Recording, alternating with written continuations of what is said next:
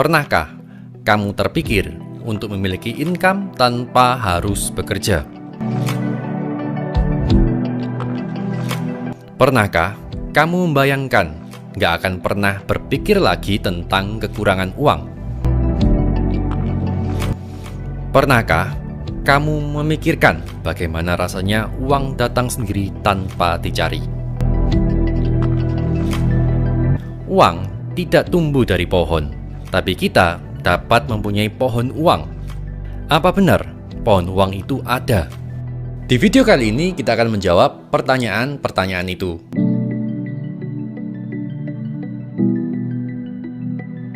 Sebelum kita lanjut, kalau kamu belum nonton video saya yang berjudul Magnet Uang, silahkan nonton dulu video itu dan jangan lupa untuk subscribe, juga klik tombol lonceng.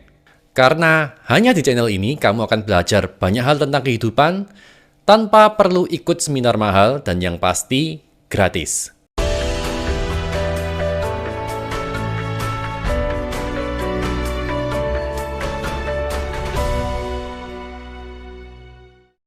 Ada dua tipe orang di dunia ini. Tipe yang pertama adalah orang yang mendapatkan pendapatan dari membangun pohon uang orang lain atau mendapatkan gaji. Tipe yang kedua adalah orang yang membangun pohon uangnya sendiri. 95% orang terperangkap menjadi tipe yang pertama. Ya, memang nggak ada salahnya sih kalau kita mendapatkan penghasilan dari gaji. Semua orang pasti mencari pendapatan untuk menghidupi dirinya sendiri dan keluarga. Yang membedakan antara tipe orang pertama dan kedua adalah mindset-nya. Mereka berdua di suatu titik mungkin mereka adalah orang yang mengalami masalah yang sama. Sama-sama perlu uang, sama-sama kekurangan uang. Tapi ini yang membedakan. Tipe pertama, tipe orang pada umumnya, bekerja untuk memenuhi kebutuhannya saat ini. Tujuannya untuk menyelesaikan masalah keuangan jangka pendek. Hasil akhirnya, kita semua tahu 95% orang rata-rata jauh dari yang namanya financial freedom. Kehidupan mereka hanya berakhir di middle class. Sementara tipe kedua bekerja untuk masa depan. Tujuannya untuk menyelesaikan masalah keuangan di masa depan dan untuk selamanya. Tipe kedua inilah orang yang biasanya muncul sebagai orang kaya. Orang yang dapat menikmati dunia ini dengan sepenuhnya, atau orang yang biasa kita sebut mendapatkan financial freedom. Mereka bebas secara finansial bukan karena mendapatkan pendapatan dari gaji, tapi karena mereka menanam, membangun, dan memelihara pohon uang mereka. Hingga suatu hari, mereka nggak perlu lagi bekerja karena pohon uang mereka sudah berbuah. Kamu mau punya pohon uang? Silahkan isi kolom komentar di bawah dan tuliskan, "Ya, saya mau dan saya berkomitmen mempunyai pohon uang." Kembali ke pertanyaan saat prolog. Jadi, apakah pohon uang itu ada? Ya, ada. Kalau pohon uang itu ada, saya mau beli dong. Tidak bisa karena tidak dijual. Tapi kabar baiknya, semua orang punya benih pohon uang. Cuma kitanya aja yang nggak tahu bagaimana cara pakainya. Dan nggak semua orang mau berkomitmen membangun pohon uang mereka. Dan hari ini kita akan belajar bagaimana caranya kita menggunakan benih pohon uang itu. Pohon uang dalam bahasa Inggris adalah money tree. Dan dalam setiap huruf money tree ini tersimpan benih pohon uang kita. Yang pertama adalah huruf M, yaitu multiple streams of income. Artinya kamu punya pendapatan lain di luar pendapatan utamamu. 95% orang hanya mengandalkan pemasukan dari satu sumber saja. Resikonya, ketika satu sumber mampet, habislah sudah.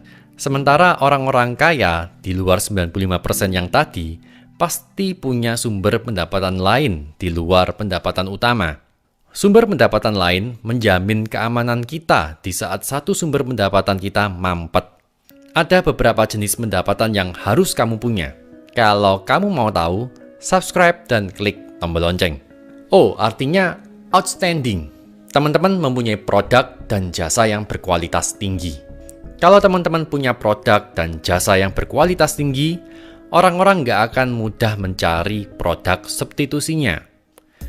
Kalau kamu memproduksi suatu produk, kamu harus berusaha mengembangkan produkmu jadi lebih baik daripada yang ada di pasar.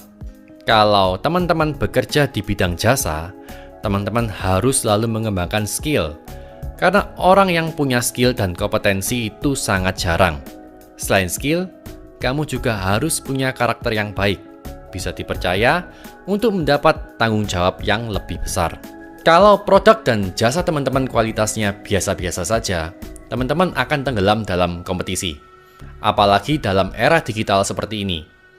Nggak susah untuk mencari produk ataupun jasa yang menjadi substitusi dari produk ataupun jasa kita. Berikutnya, huruf N, yaitu nothing down. Artinya, sebisa mungkin kita membuat multiple streams of income tanpa modal. Misalnya, kamu bisa menjadi dropshipper, bekerja di web freelance seperti Freelancer dan Fiverr.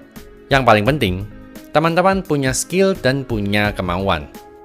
Tahu nggak, hanya sekedar menjadi pengisi narasi saja, di web freelance kamu dapat menghasilkan dolar. Atau kamu juga bisa mengikuti bisnis yang lebih konvensional, seperti agen asuransi, MLM, ataupun seperti saya, agen properti. Semuanya tanpa modal. Selain tanpa modal, kamu juga bisa dapat skillnya. Bahkan perusahaan-perusahaan besar yang kita kenal hari ini, beberapa tidak menggunakan modal sama sekali untuk memulainya. Contohnya Facebook yang dimulai dari asrama mahasiswa, AirAsia yang dibeli dari perusahaan bangkrut senilai Rp1. Shutterstock dimulai dari sebuah pemrograman komputer yang dibuat sendiri oleh pendirinya, John Oringer, yang mana database fotonya dimulai dari koleksi pribadinya.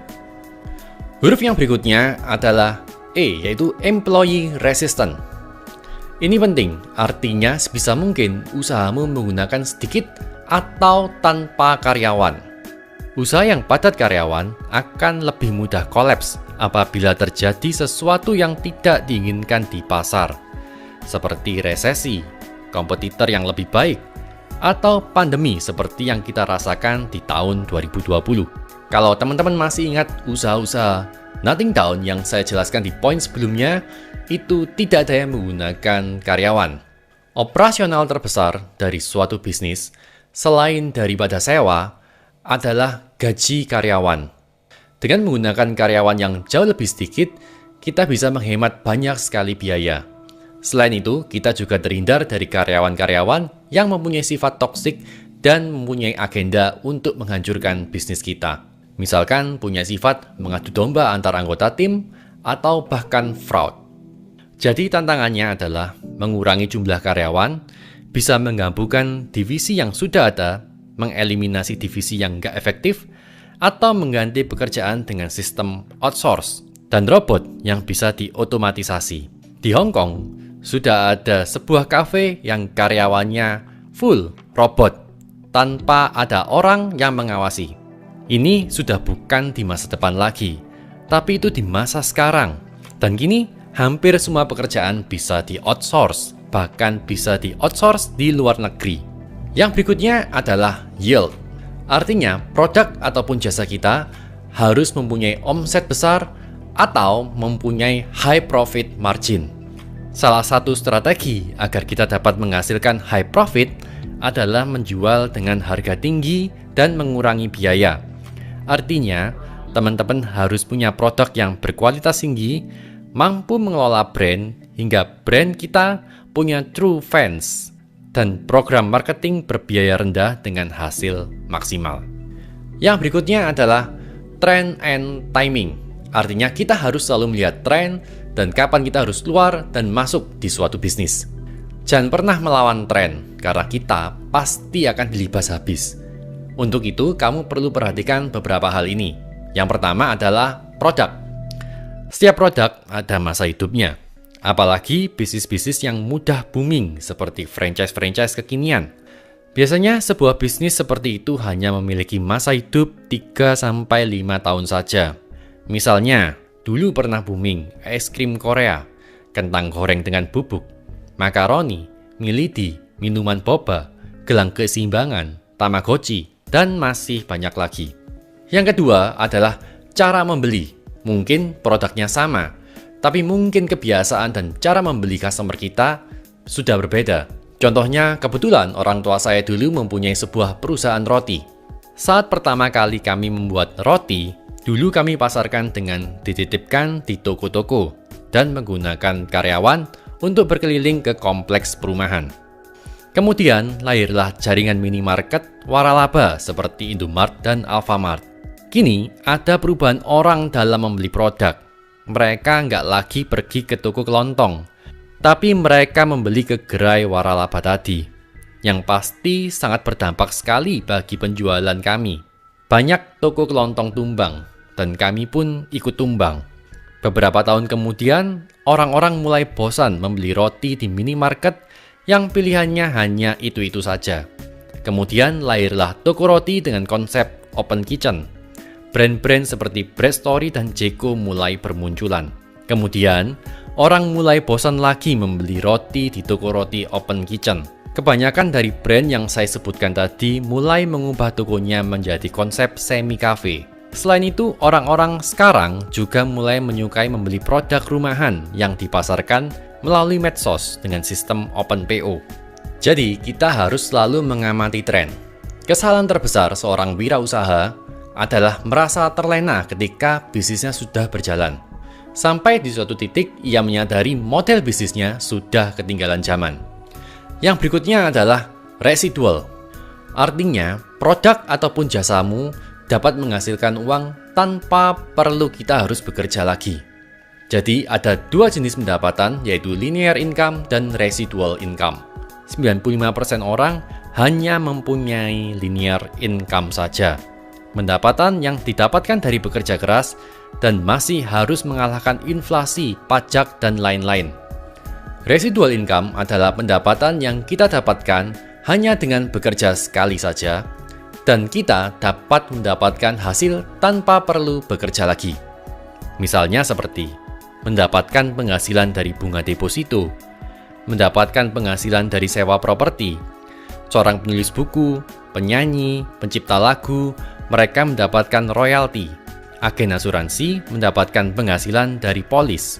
Pengusaha mendapatkan penghasilan dari cabang-cabang bisnisnya atau franchise-nya.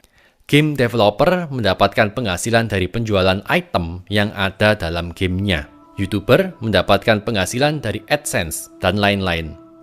Yang berikutnya adalah essential.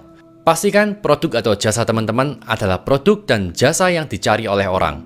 Jadi teman-teman nggak perlu susah payah lagi mengedukasi calon customer.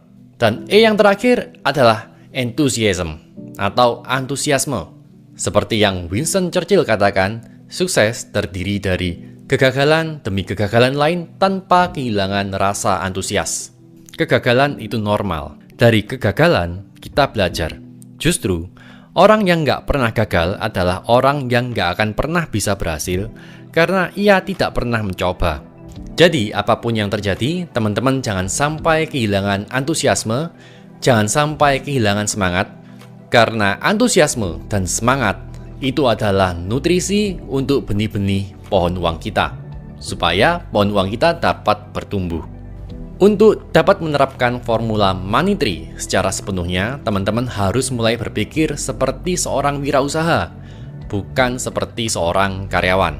Nah, kira-kira apa ya yang membedakan pola pikir antara karyawan dan wirausaha? Kalau teman-teman ingin tahu, silakan isi kolom komentar di bawah. Jadi, saya akan membuat videonya di kesempatan yang lain. Nah, setelah Money Tree ini terpenuhi semua, kira-kira tugas teman-teman yang berikutnya apa? Tugas berikutnya adalah untuk melipat gandakannya, untuk melipat gandakan omset, melipat gandakan multiple streams of income kita, dan melipat gandakan profit kita.